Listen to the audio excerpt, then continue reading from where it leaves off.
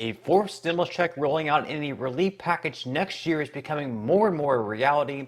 We'll get to my thoughts on all that and so much more in this video. So hello everyone and welcome back to your daily government and financial news update. In today's video, as I just mentioned, we will be going over the very real possibility of more relief payments being sent out next year at the federal level and what needs to happen for them to take shape. Other than that, we also go over some recent updates in the midterm elections, and finally, we discuss some updates in the stock market and Bitcoin. Now, as always, I am definitely interested in hearing your thoughts on everything, and I wanted to quickly thank everyone for giving my videos likes and sharing them, as that certainly helps push these videos out to other people like you. Okay, so starting today's video out with a quick update in the midterm elections. As we all know, Democrats have already taken the Senate, having 50 seats, with Kamala Harris working as a tiebreaker once again. Then, if they're able to win the runoff election in Georgia, they'll hold 51 seats, but it looks like the power could be split in Congress, with Republicans currently being just one seat away from having the majority in the House. With 13 seats left up for grabs, Republican candidates currently lead in 4 of them, which would give them 221 seats in total, with Democrats having just 214 seats. This would in fact mark the end of Nancy Pelosi's House Speaker reign, bringing in a new era, perhaps current House Minority Leader Kevin McCarthy or someone else.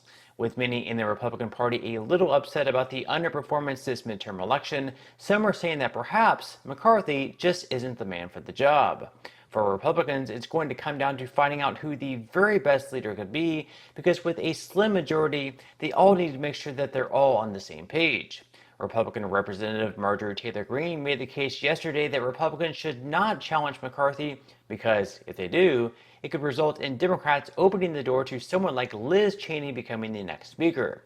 Greene said, quote, "The danger is this. Do we want to watch a challenge for Speaker of the House simply because the, quote, Never Kevin movement, just like we've seen a, quote, Never Trump movement? Do we want to see that challenge open the door to Nancy Pelosi handing the gavel to Liz Cheney?" So today we'll find out just how much support McCarthy does have, as the GOP will be voting on their official candidate to become the next House Speaker. Now, during a closed-door meeting on Monday, no one stood up to challenge McCarthy, meaning that he will most likely win. And to win, he'll only need the majority of Republican only to vote in his favor. So it's just going to be Republicans voting whether or not he's going to be their elected person for Speaker. No Democrats are going to be voting in this particular vote. Now, once he receives the majority of the votes casted by Republicans only once again, in January, the entire House, made up of both Democrats and Republicans this time, will vote on whether or not McCarthy should be the next Speaker.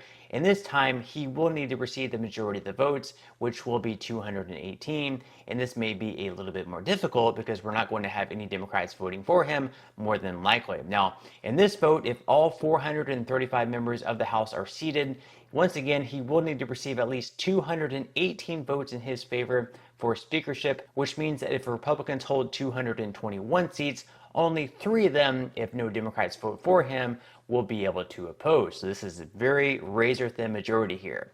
The trouble is, one of the groups opposing McCarthy, the House Freedom Caucus, currently has more than 24 members, and they're currently demanding that McCarthy give in to some of their rules in exchange for their vote. So just some of their demands currently include having the ability to remove a speaker by a vote that could be called at any time. So if they believe that McCarthy isn't doing a very good job in his role, they would then have the ability to remove him at any point in time. Furthermore, they would like to ensure a floor vote takes place on any amendment if 10% of the GOP conference co-sponsors it. Also, reinstating a majority of the majority rule, a rule in which bills would only advance when supported by most Republicans. Another Republican in Thomas Massie is proposing another rule that Republicans should make if they once again become the new majority, that being giving 7 days to read the entirety of a bill and requiring a 2/3 supermajority to suspend this new rule. So as you guys will all remember, on countless occasions, the current House Speaker Nancy Pelosi suspended that rule to give members 3 days to read a bill before voting.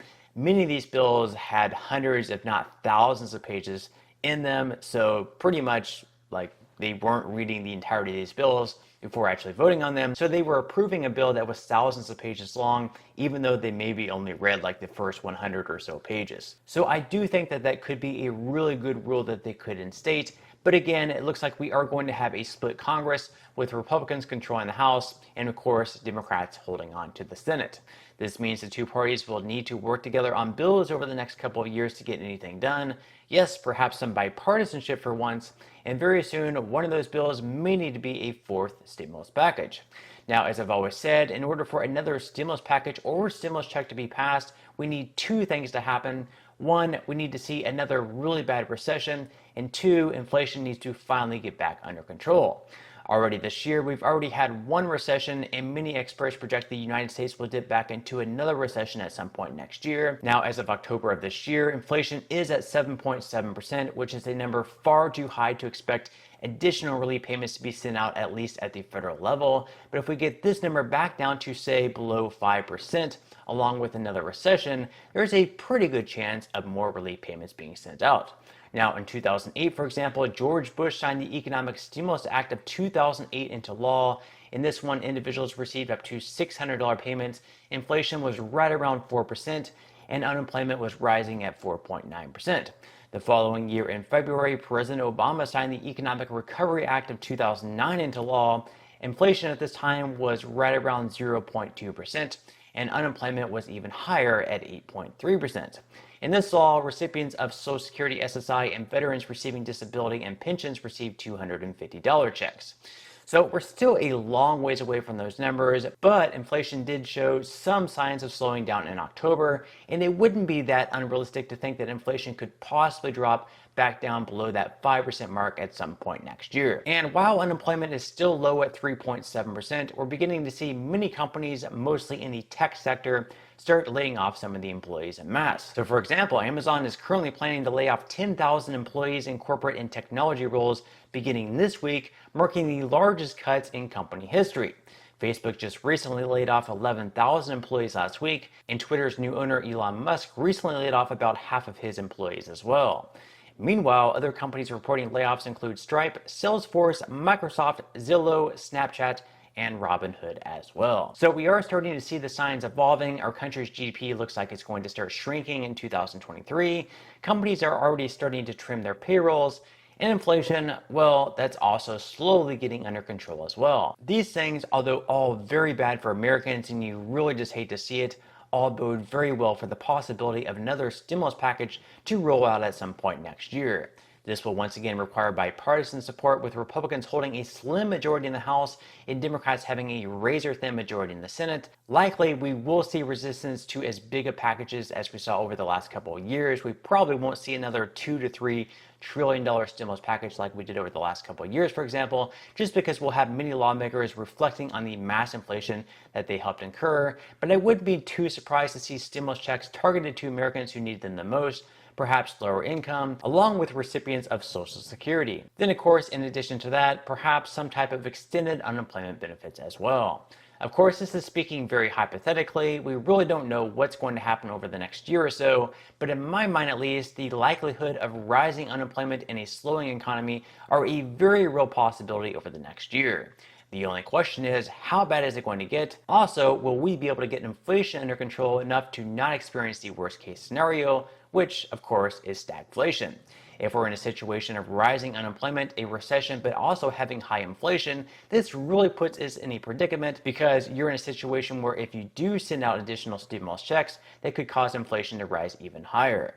So that's my take here, but again, we may not see all this come to fruition until the summer of next year. Now, in some money news, stocks ended their two-day rally to start the week off yesterday, with the S&P 500 falling by 0.89%.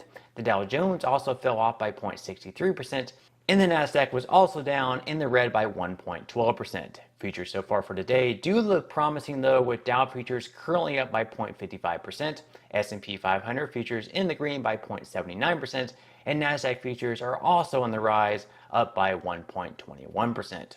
Now, over the last day, Bitcoin has also risen slightly, up by 0.51%, and is currently sitting in the high 16,000s. Now, with that said, if you would like to receive up to 12 free stocks and $5 worth of Bitcoin, in the comment section below, I will leave a link where you can receive just that from my partner in Webull. And even if you don't feel like investing at this time for whatever reason, once you receive the free stocks, what you can always do is just sell them for what they're worth and then transfer that money right back to your bank account.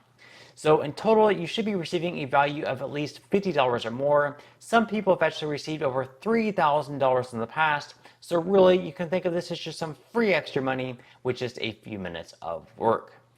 But on that note, I'm going to go ahead and wrap up this video. If you enjoyed the content in today's video and you would like to see more like it, make sure to give this video a like, subscribe to my channel, and also ring the notification bell. That way you will be the very first to be notified when I do release future videos. And until next time, I hope you have a wonderful rest of your day, and I'll see you in the next video.